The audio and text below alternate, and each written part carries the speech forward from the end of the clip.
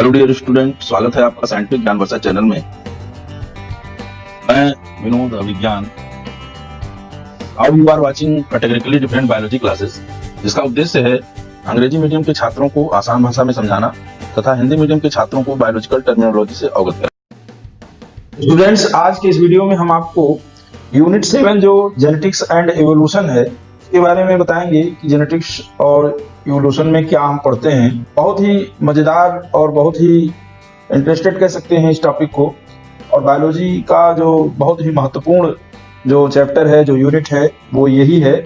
और इसके बारे में अच्छी तरीके से समझने के लिए लगातार हमारे साथ आपको बने रहना होगा।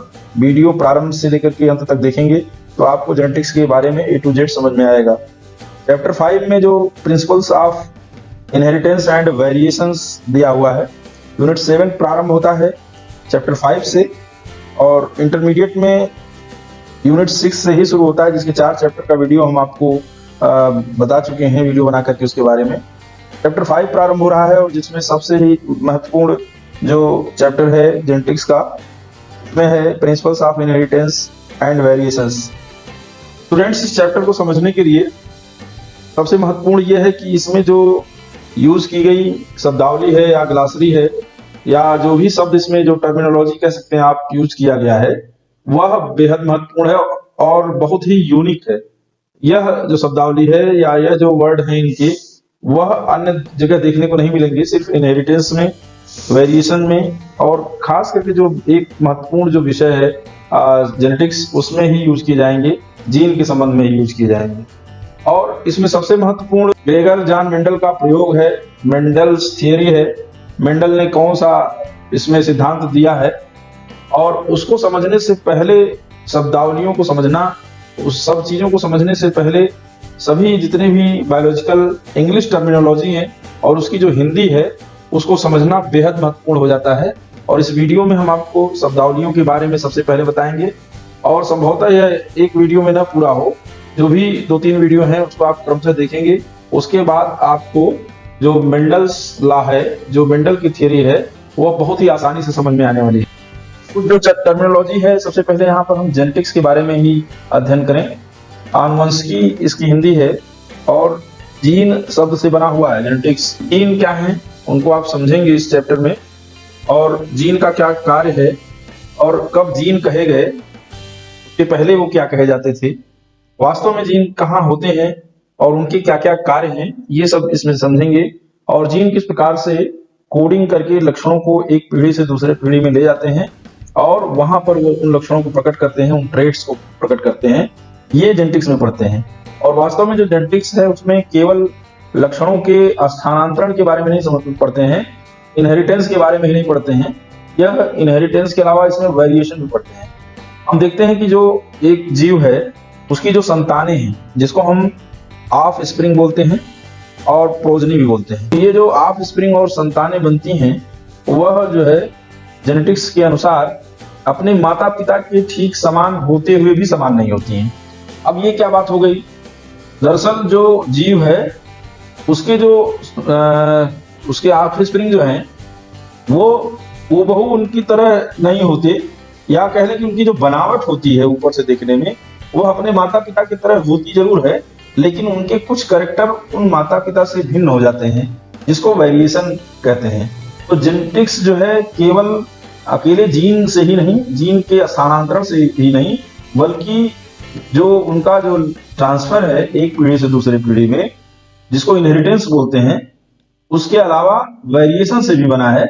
जो विभिन्नता है, जो वेरिएशन देखने को मिलता है, आप इसको यूं समझ लें कि जैसे आप अपने घर में अपने माता पिता की संतान हैं, 4 भाई बहन हैं, तो चारों भाई बहन अपने माता पिता की तरह हाथ, आंख, कान, यानी मनुष्य जैसी आकृति जरूर पाते हैं उनसे, लेकिन उनमें सभी में वेरिएशन होता है और अपने भाई बहनों को आप अलग अलग पहचान पाते हैं कि कौन छोटी बहन है, कौन बड़ी बहन है, क्योंकि उनको देखने से ही उसमें थोड़ा सा वेरिएशन, थोड़ी सी विभिन्नता नजर आएगी। तो आप कह सकते हैं जेनेटिक्स में कि यह लक्षणों की जो है वंशागति इसमें होती है, इनहेरिटेंस होता है, लेकिन वेरिएशन भी होता है। और इस वेरिएशन के पीछे क्या रीजन है, क्या लॉजिक है, यह हम आपको इस वीडियो में जरूर बताएंगे। और बहुत ही अच्छी तरीके से समझने के लिए आप वीडियो साथ साथ में जैसे जैसे साइंटिफिक ज्ञान वर्षा चैनल का बनता जाता है, वैसे वैसे आप देखते जाएंगे तो जेनेटिक्स बहुत अच्छी प्रकार से समझ में आने वाली है आपको। तो कुछ चीजें और इसमें, जैसे एक सिबलिंग दिया हुआ है। सिबलिंग क्या है, यहाँ पे जो जो 6 टॉपिक दिए हुए हैं उसमें से हमने आपको सब बताया है। एक इसमें सिबलिंग है। सिबलिंग का मतलब होता है सहोदर, भाई बहन। सहोदर माने एक ही माँ से उत्पन्न होने वाली संतान है। माँ से जो है उत्पन्न होने वाली संतान जो उसको सिबलिंग बोलते हैं, भाई बहन भी बोलते हैं।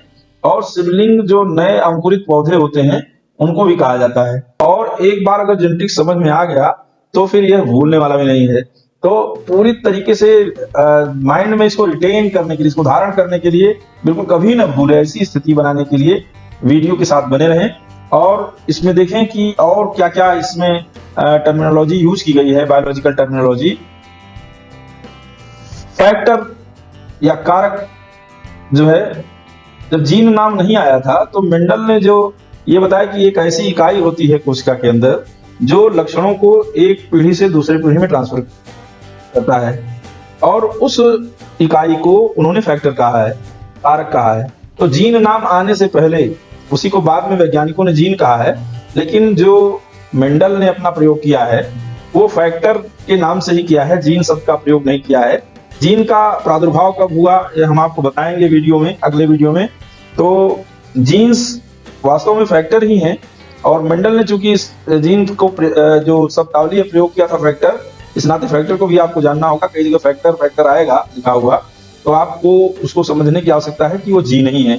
जीन डीएनए का कोई एक खंड हो सकता है जिसमें लक्षण की कोडिंग होती है, और इनमें यह क्षमता होती है कि यह अगली पीढ़ी में जाकर के लक्षणों को अभिव्यक्त कर दें, यानी कि उसको एक्सप्रेस कर दें जाकर के। जो लक्षण लेके जाएंगे वो अगली पीढ़ी में वो प्रकट हो जाए, वो जीन के थ्रू ही होता है। एक शब्द और यूज किया जाता है इसमें, ट्रेट्स। ट्रेट्स क्या है? ट्रेट्स माने सीधा समझे आपकी गुण, कैरेक्टर। और कैरेक्टर में क्या है? कैरेक्टर में जैसे कोई पौधा लंबा है, छोटा है, लंबापन और छोटापन उसका जो है ट्रेट है। उसके बीज गोल हैं, उसके बीज जो है झुर्रीदार हैं, रिंकल्ड हैं जिसको कह सकते हैं, या इन्फ्लेटेंड हैं, या जो पौधा है उसका जो पुष्प का रंग है पीला है कि हरा है, लाल है कि गुलाबी है, या व्यक्ति है गोरा है या काला है, लंबा है या बौना है। ये सब लक्षण होते हैं जिनको ट्रेट कहा जाता है जेनेटिक्स की भाषा में। बिना विज्ञान की प्रगति हुए ही यह गायों में जो पालतू गायें हैं उनमें विभिन्न प्रकार का आपस में क्रॉस करा करके नए नए किस्म की गायों को प्राप्त किया। ये उतना जानकारी इनको नहीं थी, फिर भी इन्होंने ये इसका महत्व जाना है। हमारे पूर्वजों ने पहली बात तो इनको डोमेस्टिक बनाया है, जंगलों से पकड़ करके लाके कुत्तों को, गायों को, तमाम पशुओं को, बैलों को अपने अधीन कार्य करने के लिए मजबूर किया है, उनको पालतू बनाया है, पेट बनाया है।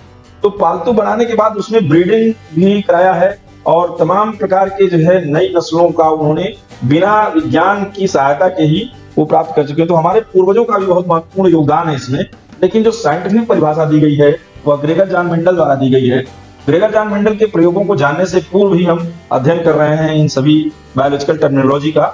और इसमें हम आर्टिफिशियल पॉलिनेशन क्या है, पॉलिनेशन आपको बताया गया है कि जो मेल गैमीट है जो किसी भी प्लांट में बनता है या जो किसी भी जंतु में बनता है, तो वह जो है ट्रांसफर होता है। तो पौधों के केस में जो मेल गैमीट है, जिसको हम कह लें कि माइक्रोस्पोर हैं, और उन्हीं को परागकण भी बोलते हैं, उन्हीं परागकणों के बीच में मेल गैमीट रहता है, उसका ट्रांसफर जो है फीमेल सेक्स ऑर्गन में एक स्थान होता है, जो है उसके जो कार्पेल हैं, उसके जो अग्रभाग हैं, जिसको हम वर्तिकाग्र बोलते हैं, स्टिग्मा बोलते हैं, वहां तक पहुंचने की प्रक्रिया ही पॉलिनेशन कहलाती है। तो आर्टिफिशियल पॉलिनेशन यानी कि किसी व्यक्ति द्वारा उन परागकणों को आर्टिफिशियली या कृत्रिम रूप से या मैन्युअली कह लें आप, उसको परागकणों को मादा के वर्तिकाग्र तक पहुंचा दिया जाए। ये तो हो गया आर्टिफिशियल पॉलिनेशन।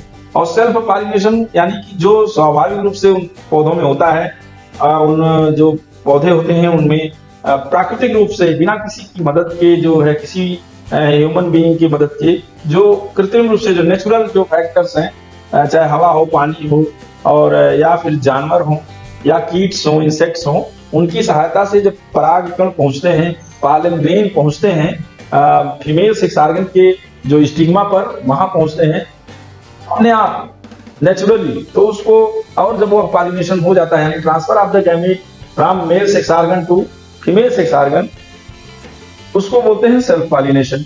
तो सेल्फ पॉलिनेशन और आर्टिफिशियल पॉलिनेशन का भी इसमें बहुत महत्वपूर्ण रोल है, ये आप देखेंगे। अब देखिए आप मोनोहाइब्रिड, डाइहाइब्रिड, ये हाइब्रिडाइजेशन क्या है? हाइब्रिडाइजेशन मतलब हिंदी में इसको संकरण बोलते हैं, और संकरण में जो है लक्षणों को लेकर के, जैसे पुष्प के लंबेपन का लक्षण दिया गया और बौनेपन का, लंबाई यानी पुष्प के तने की लंबाई का एक लक्षण लेकर के, केवल लंबाई, लंबा तना वाला पौधा और छोटे तना वाला पौधा, यानी पौधे की जो तने की लंबाई है उसमें एक ही लक्षण है, लंबाई का एक ही लक्षण है, लक्षण एक ही होगा, इसमें ट्रेट वन ही है लंबाई का, लंबा और छोटा। तो अगर एक लक्षण लेकर के आपस में क्रॉस कराया जाएगा, मेल फीमेल को अलग, इसमें जो है जो लंबे पौधे का जो परागकण है, जो पॉलन ग्रेन है, वो बौने पौधे के जो फीमेल सेक्स ऑर्गन के जो स्टिग्मा है वहां तक पहुंचाया जाएगा आर्टिफिशियली, तो ये मोनोहाइब्रिड क्रॉस होगा, और नेचुरली भी मोनोहाइब्रिड क्रॉस हो सकता है। तो और डाइहाइब्रिड क्रॉस मतलब ये होगा दो लक्षणों को लेकर, जैसे तने की लंबाई ले लिया, लंबापन और बौनापन, दो, ये दो लक्षण नहीं है, एक ही लक्षण है, तने की लंबाई की लक्षण है ये, और एक लक्षण उसके जो बीज हैं जो कि मेंडल ने प्रयोग किया है अपने प्रयोगशाला में मटर के ऊपर, तो मटर पर ही आप ध्यान करेंगे, तो मटर का जो गोल बीज है और उसमें जो रिंकल्ड बीज है, झुर्रीदार बीज है, तो जो सीड की जो सीड का जो शेप है वो गोल और रिंकल्ड है। तो दो लक्षणों को आधार मान करके उनको आपस में पॉलिनेशन कराया जाएगा, फर्टिलाइजेशन कराया जाएगा या करने दिया जाएगा। ऐसे दो लक्षणों के जो हाइब्रिडाइजेशन है उनको डाइहाइब्रिड क्रॉस बोलते हैं। और किसी भी आर्टिफिशियल क्रॉस हो या फिर जो है वह नेचुरल क्रॉस हो, उसमें जो पहली पीढ़ी या फर्स्ट जनरेशन की जो संतानें बनेंगी उनको बोलते हैं F1 जनरेशन, और F1 जनरेशन को अगर डिटेल करें तो इसको बोलते हैं फर्स्ट फीलियल जनरेशन, यानी प्रथम संतानीय पीढ़ी, पहली पीढ़ी आप कह सकते हैं। और जो दूसरी पीढ़ी है उसको सेकेंड फीलियल जनरेशन बोलते हैं या F2 जनरेशन बोलते हैं। तो ये शब्दावली भी आएगी पढ़ाते समय, मेंडल के नियम को जब हम आपको बताएंगे, अगर इन चीजों को बारीकी से आप समझते हैं तो फिर मेंडल के नियम को आप आसानी से समझेंगे। अदरवाइज यदि आप बुक पढ़ेंगे तो एक दो बार तीन बार में समझ में आने वाला नहीं है। तो इसको आप ध्यान से सुनें और समझें। और उसके बाद आप देखेंगे एक और जो सेल्स हैं जिसमें नंबर ऑफ क्रोमोसोम के आधार पर हैप्लॉइड और डिप्लॉइड दो नाम दिया गया है। इसका अलग से वीडियो भी हम जारी कर चुके हैं और बताया हमने कि बिना हैप्लॉइड और डिप्लॉइड समझे आप बायोलॉजी नहीं समझ सकते हैं। अगुणित और द्विगुणित, अगुणित में नंबर ऑफ क्रोमोसोम उस पर्टिकुलर जो ऑर्गेनिज्म है, उस ऑर्गेनिज्म का जितना क्रोमोसोम होना चाहिए उसका आधा हैप्लॉइड में होता है। ऐसे सेल हैप्लॉइड कहे जाते हैं जिसमें उस जीव जाति के क्रोमोसोम की संख्या आधी होती है। डिप्लॉइड मतलब उस जीव जाति की संख्या में जितने गुणसूत्र पाए जाए वो उतने यदि गुणसूत्र या क्रोमोसोम पाए जा रहे हैं उस कोशिका में तो उसको हम डिप्लॉइड बोलते हैं। तो डिप्लॉइड को 2n से रिप्रेजेंट करते हैं, हैप्लॉइड को n से रिप्रेजेंट करते हैं। और आप इसको अच्छी तरीके से हैप्लॉइड और डिप्लॉइड के वीडियो में आप समझ सकते हैं। और हैप्लॉइड कब बनता है? जब जैसे मनुष्य में जो गुणसूत्रों की संख्या है वो 46 होती है तो ये डिप्लॉइड कंडीशन है, डिप्लॉइड सेल है। जब उनमें अर्धसूत्री विभाजन होता है तो उसमें 23 गुणसूत्रों वाली कोशिका बन जाती है जिसको हैप्लॉइड सेल कहते हैं। तो इसमें भी बहुत बार यूज किया जाएगा, हैप्लॉइड और डिप्लॉइड सेल का नाम लिया जाएगा। उसको आपको बहुत अच्छे तरीके से समझना होगा और तभी आप जेनेटिक्स बहुत भली भांति आप समझ पाएंगे। और यह वीडियो आपको कैसा लगा?